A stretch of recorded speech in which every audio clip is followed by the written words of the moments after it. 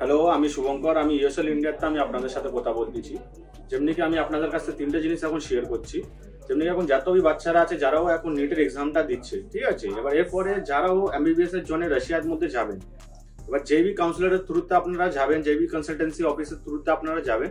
তো প্লিজ তিনটা জিনিসের আপনারা একটু মনে রাখবেন যে ফার্স্ট অফ অল যেটা হচ্ছে যে আপনারা যখন ওখানটায় যাচ্ছেন, ঠিক আছে, ওদের তো পুরো ট্রান্সপারেন্সি মেনশন করেন, ঠিক আছে, ওদের ফিস স্ট্রাকচারটা পুরো নিয়ে নিন যে কত কি ফিস পড়ছে না পড়ছে, প্রিভিয়াস আগের বছরে যে কত পড়েছিল ওসব পুরো ডিটেলস নিয়ে নিন, ঠিক আছে।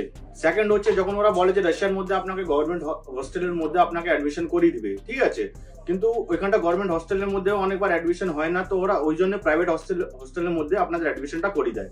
তো এটারও একটু জানকারি আপনি নিয়ে নেবেন জেবি কনসালটেন্সি অফিসে আপনি যাচ্ছেন। অ্যান্ড থার্ড হচ্ছে কি এটা হচ্ছে যে আপনাদের D2C অ্যান্ড B2B।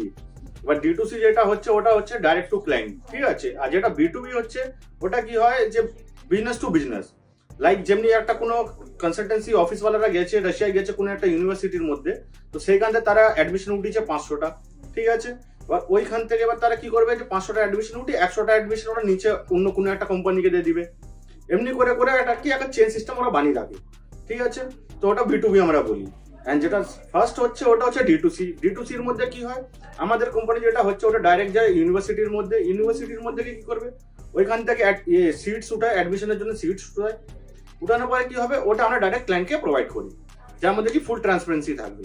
আর আপনারা এই জিনিসটা একটু মনে রাখবেন, যদি কোনো কনসালটেন্সি অফিসে যদি আপনারা অ্যাডমিশন করাচ্ছেন তো আগে নিজের ট্রান্সপারেন্সিটা আগে ভালো করে দেখে নেবেন। ধন্যবাদ।